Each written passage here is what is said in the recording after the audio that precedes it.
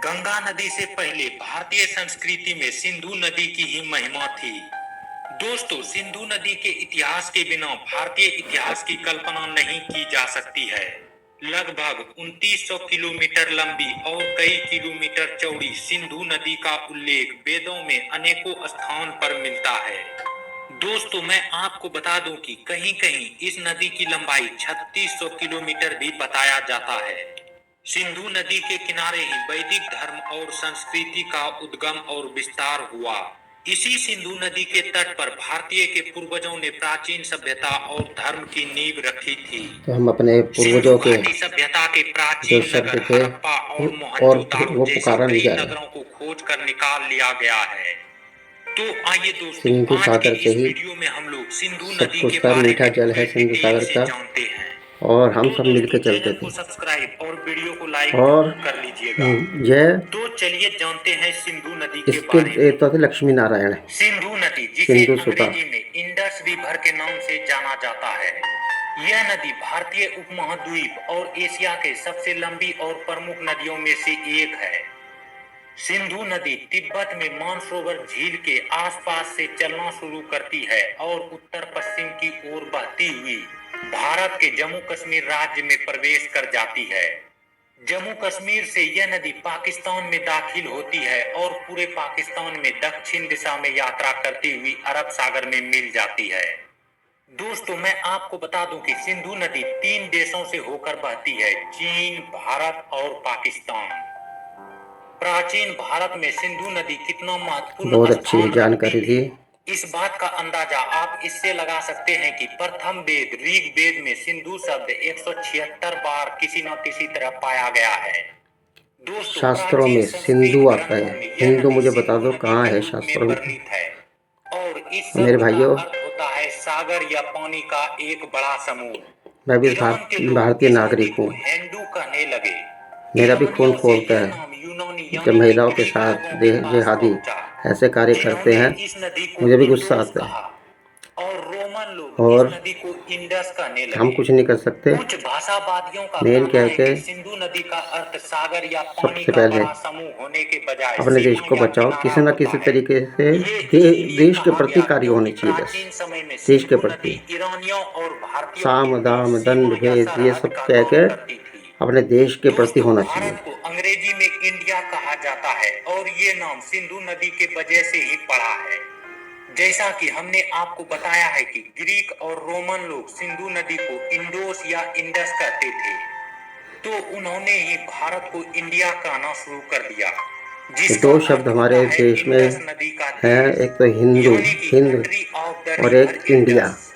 भारत ये का दो शब्द हिंदुस्तान अगर नाम भी इसी नदी के निकल नाम जाए पर पड़ा तो है, भारत क्योंकि फिर सोने की पश्चिम से चिड़िया होगा। भारत आने ये वाले मेरा कई लोग विश्वास और सिंधु वादा नदी है। को हिंदू नदी कहते थे, तो उन्होंने ही सिंधु नदी के पार रहने वाले लोगों को हिंदू कहना शुरू कर दिया और उनके देश को हिंदुस्तान, जिसका अर्थ होता है हिंदुओं का स्थान।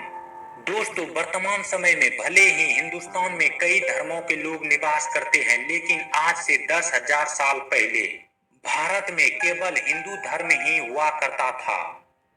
दोस्तों, सिंधु नदी पाकिस्तान की सुनो, इन महाराज जी ने क्या कहा है, ये मैं दिखाता हूँ आपको, है ना। क्यों क्या है कि हम अपने ज्ञान को तो पढ़ते नहीं, दूसरे को ज्ञानों में घुस रहे हम ज़्यादा ज्ञान।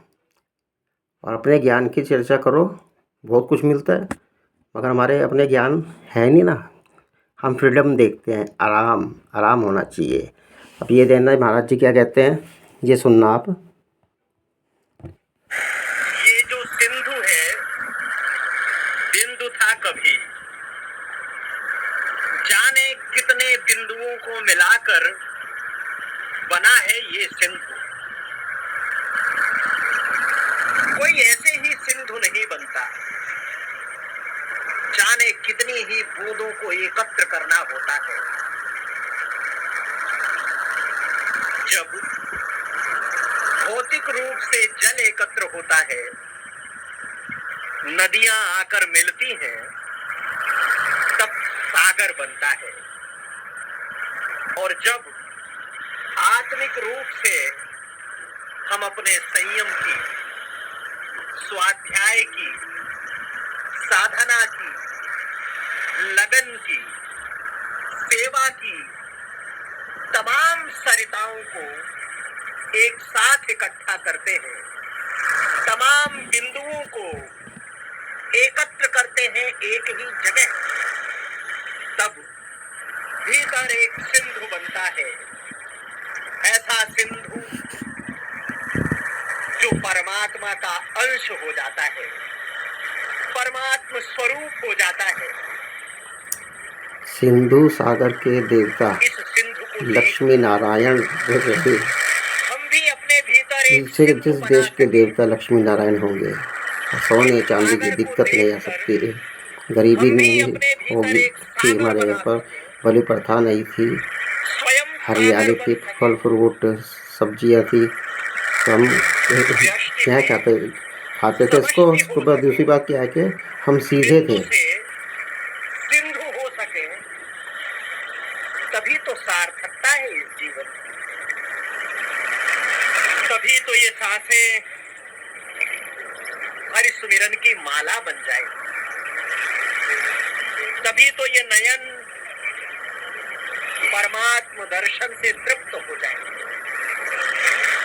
तभी तो श्रवण ऐसा हो जाएगा कि उसमें अनहद नाद बजता रहेगा।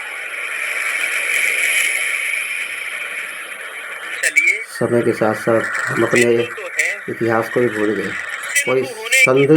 कोई संत भी नहीं कह रहे, बता रहे तो है, समष्टि होने की कल्पना करें, साधना करें। ये हमारे पूर्वजों का नाम है दिया हुआ, बूंद से सिंधु। सागर बने, अपने पूर्वजों कहाँ भज रहे हैं? कहीं नहीं, दूसरे के पूर्वजों का ध्यान कर रहे हैं। बिंदु था कभी कमल नयन भव सिंधु निवासी, कमल नयन भव सिंधु निवासी, दो दर्शन प्रभु अखियां प्यासी, दो दर्शन सिंधु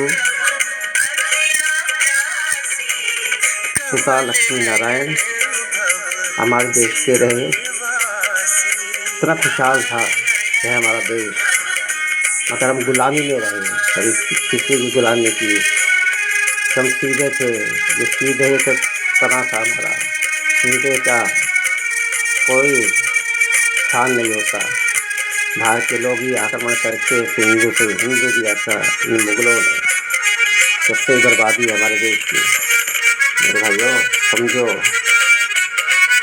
और जब कहते हैं कि अपने आप को सनातनी कहो, सिंधु शुभ उच्चारण अगर होगा तो हमारा भारत फिर सोने की चिड़िया होगा। बलि प्रथा तो मुगल आए थे जब चली बलि प्रथा।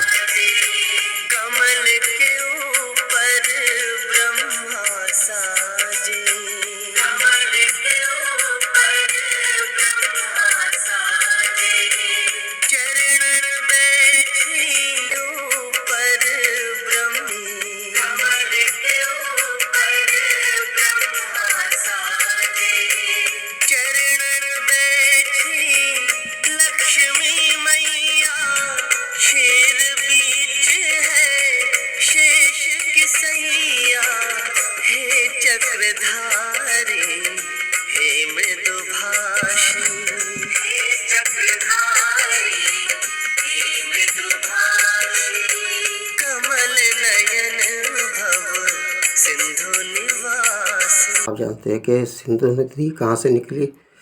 ये भगवान शंकर कैलाश पर्वत कहते हैं कि सत्यम शिवम सुंदरम, सत्यम शिवम सुंदरम शंकर जी है ना। सत्यम शिवम सुंदरम शिव।